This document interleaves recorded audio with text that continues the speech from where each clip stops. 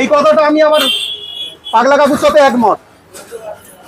রাতের বাসি সকালের বাসি, ওইটা যখন রাত্রি 12টা থেকে বানানো হয় না, ওইটা পুরো বাসি হয়ে যায় দিদি ভাই। কি বলা হয় আপনিই বলুন না। রাত্রি 12টার সময় পরোটা তৈরি করে আর সকাল যদি আমি বানাই, মানে মানুষকে যদি 8টা-9টার সময় খাওয়াই, ওইটা বাসিই হচ্ছে দিদি।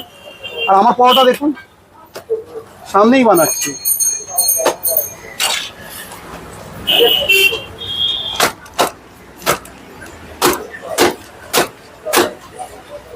মানুষকে চেটে নয় খেটে ওঠো। এখন 12 টাকা করেছি, 12 টাকাটা থাকবে একদম। মানে 100 গ্রাম 12 টাকা, 100 গ্রাম 12 টাকা। আর তরকারি কত রকম? তরকারি আলুর দম আছে, ঘুগনি আছে, চিকেন কিমা ঘুগনি শেষ।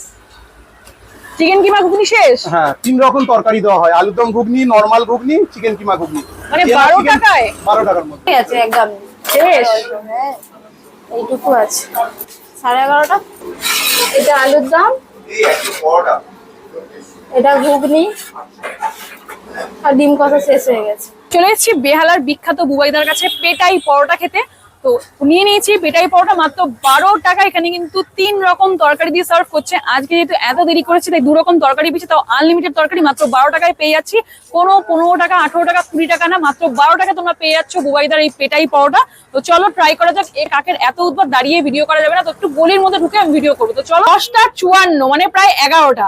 দাদার এখানে 11:30টার মধ্যে কিন্তু শেষ হয়ে যায়, তাই 3 রকম তরকারি আমি পাইনি। তোমরা আসলে 3 রকম তরকারি পাবে। 3 রকম তরকারি, আনলিমিটেড তরকারি, সঙ্গে মাত্র 12